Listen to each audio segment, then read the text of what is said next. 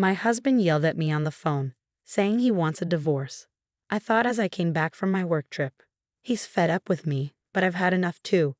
If I say sorry, maybe he'll change his mind. I understand, I said to him on the phone.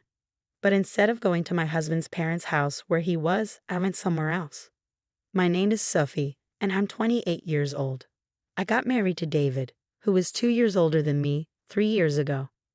To be frank, David is the son of the future CEO of the company where I work. Originally, I worked somewhere else, but after marrying David, I changed jobs. Now, I'm working hard in the same company as him, aiming to become the CEO's wife someday. David wasn't sure about me working there, but when the current CEO, who is his dad, ordered it, there wasn't much to discuss. My job keeps me really busy, and I often have to go on long business trips. We've been wanting to have a baby, but with our hectic schedules, it's been hard to relax enough for that. Lately, things between David and me haven't been great. We're both really busy, and we end up arguing about small stuff a lot. Just the other day, David got mad at me as I was getting ready to leave for work. "Hey Sophie, why didn't you wake me up when I asked you to?" "I did wake you up a few times, David, but you yelled at me to leave you alone and said you'd wake up by yourself, so I went ahead and made breakfast." "What? I never said anything like that. Don't lie to me." "I'm not lying. I tried to wake you up at least 20 times, and your alarm was blaring the whole time. You can't imagine what's going to happen if I'm late today. I'll get chewed out by my dad again. Why do I have to be the one who gets yelled at when it's his fault for not waking up?" At first, I put up with my husband's unfair scolding, but eventually, I started standing up for myself. This led to a big fight recently where he said, "I want a divorce." Thankfully, our in-laws stepped in and stopped things from getting worse. Still, I was getting really tired of him bringing up divorce every time we argued. One day, while I was getting ready for a business trip, my husband came up to me looking upset. "Hey Sophie, you're leaving for another trip, huh?" My husband always calls my business trips like they're not important. It's not just a trip, it's a business trip. "Why do I have to keep explaining this to you?" I replied, feeling frustrated. "Must be nice always going on trips and neglecting the housework. You're probably just going sightseeing after pushing all the house chores on me, right?" "Listen, that's enough. This is for your company, you know. Why can't you just accept that it's a business trip?" I can't imagine how it's like to be a rookie like you going on a business trip. Being so useful is pretty much just like a trip. What the hell is wrong with you? Can't you tell the difference between a trip and a business trip? Well, it's the truth, isn't it? You say I'm dumping the house chores on you, but you've never done anything around the house when I'm away on a business trip. When I'm not around, my husband only ever orders takeout, leaves the laundry piled up, and doesn't even take out the garbage. Despite doing nothing, his attitude gives me so much stress. Even the divorce drama last time was all because of his personality. Even though we both work and spend the same amount of time on our jobs, all the housework is left to me. On top of that, he acts all superior and domineering, which I couldn't stand. Trying to discuss it with him is pointless as he never admits to any fault on his part. Instead, he always turns it around and blames me. As I continued getting ready for my business trip in silence, my husband started yelling at me again. For goodness sake, the wife of the future CEO shouldn't be taking business trips so lightly. If you're not assertive like me, the other employees will walk all over you. That's exactly why I'm working hard. I need to learn the job and meet with different clients. And yes, being the CEO's son helps. But we also have to acknowledge the efforts of all the employees who work hard to keep the company running smoothly. What are you talking about? The company's success is because of the hard work of all the employees, not just because you're the CEO's son. You should work as hard as everyone else. At those words, my husband got really angry and shouted, "What do you mean, work harder?" The other day, I overheard some employees talking. They said you always pass off overtime and difficult tasks to others and complain a lot. What? Who said that? I'll fire them immediately. That's not the point. Can't you see that you're the one in the wrong here? Can't you see that you're just riding on your father's reputation? My husband's eyes widened with anger, and he grabbed my bangs roughly. "Don't get too ahead of yourself. Who do you think got you this job in the first place?" Ouch, let go. You're only able to work at this prestigious company because you're married to me, got it? Refuse the business trip. I won't allow you to neglect our home for some work trip. I've explained it many times. It's for my job. I can't just refuse. Shut up. Stop arguing back. You married me, so you should just listen quietly to what I say. Suddenly, his grip on my hair loosened, and I stumbled back onto the floor. If this argument keeps going, it might end up in another threat of divorce. I managed to push my husband out of the room and focus on getting ready for my business trip. When I come back, I'll have to deal with a week's worth of chores piled up by my husband. I bet the laundry will still be there, and the trash will be overflowing. Just thinking about it made me feel exhausted even before the trip. The next day, as planned, I headed off on my business trip. I focused on my work and didn't let personal issues get in the way. When I got back home after a week, I couldn't believe what I saw. I'm back. The house was sparkling clean, just like the day I left for my business trip. It was a pleasant surprise. Thank goodness. Maybe David finally understood how I felt. Perhaps he had a change of heart and decided to help with the housework. Just as I started feeling relieved that my husband was being more supportive, I saw divorce papers on the table. What? What's this? There was a note next to them saying, "I'm going back to my parents' place. We're getting a divorce." Panicked, I quickly called my husband, and he picked up right away. Huh? Did you even read the divorce papers?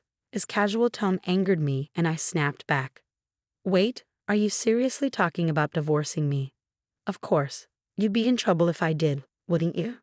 Don't talk about divorce so casually. Then my husband, sounding smug, said, "If you're going to take it that seriously," and started laying out conditions.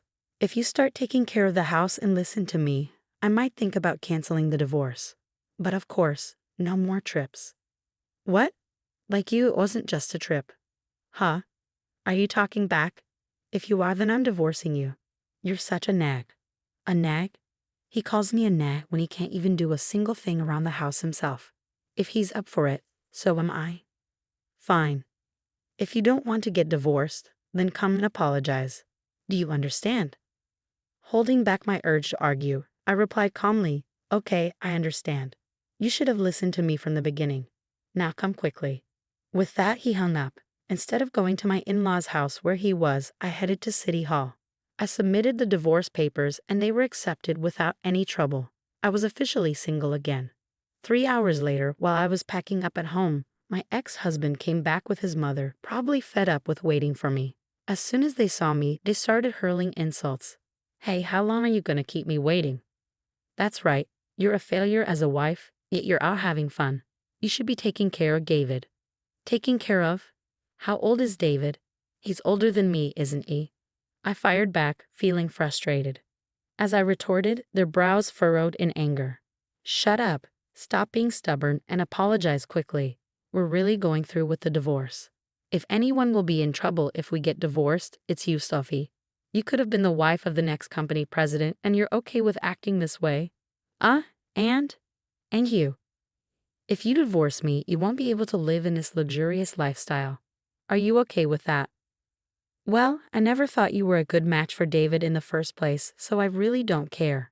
At a loss for words, my ex-husband grinned devilishly. Fine, this is your last chance. If you don't apologize now, we're getting a divorce. I'll even kick you out of the company. Decide quickly. At that moment, anger surged through me like a fireball. I had to make him understand the reality of the situation. We're already divorced, you know. What? Just as you wished. I've already submitted the divorce papers and they've been accepted, so I'm no longer your wife. What? Her ex-husband and mother-in-law stood there in shock. After a moment of silence, he finally spoke up. What are you talking about? This must be a joke, right? You wouldn't? Why would I lie? If you don't believe me, you can check the records yourself. No way. Suddenly, the mother-in-law, who had been listening, started to shout. Wait, Sophie, what have you done?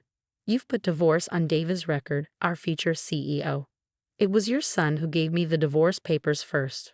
All I did was submit them. Stop making excuses. Cancel the divorce right now.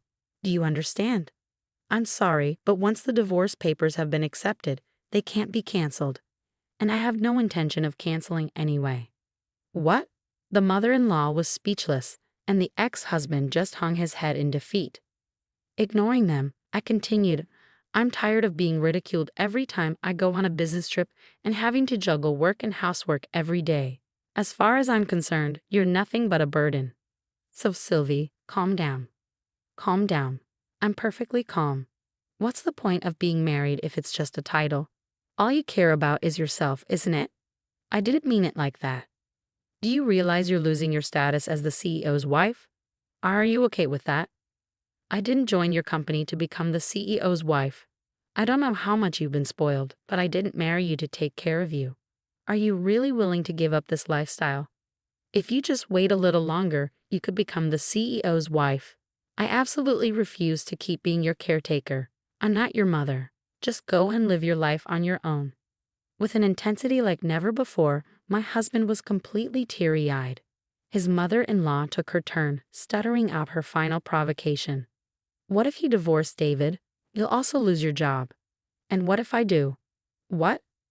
I've already informed your father that I'll be quitting the company. What? The mother-in-law and ex-husband's eyes widened in surprise. To confirm, my ex-husband started calling his father. After a few rings, his father answered, and he put the call on speaker. Dad, listen to this. Sophie decided to divorce me on her own. Yeah, I heard. She told me she's quitting the company too. She's so selfish. Can't you fire her immediately with your CEO powers? Well, I guess I should fire someone ASAP. You. Yeah, that's right. Wait, what? Instead of the stunned ex-husband, his mother-in-law turned to her husband. What do you mean by that? There's nothing to explain. David is a liability who doesn't contribute anything to the company. I'm disappointed in his work ethic. Wait, what? How can you suddenly say that about our son? Stay quiet, the father-in-law firmly told his wife. David, your performance at work is lacking. You misuse company resources, make inappropriate advances towards female colleagues, and complain about trivial things like the cafeteria. You're just not cutting it. Do you think I don't know that your subordinates consider you incompetent? No, that's not true. It can't be. I can't protect you any longer, even if you're my son. You understand this, right? Just because you're the boss's son doesn't mean you get special treatment. But that doesn't mean you have to fire me.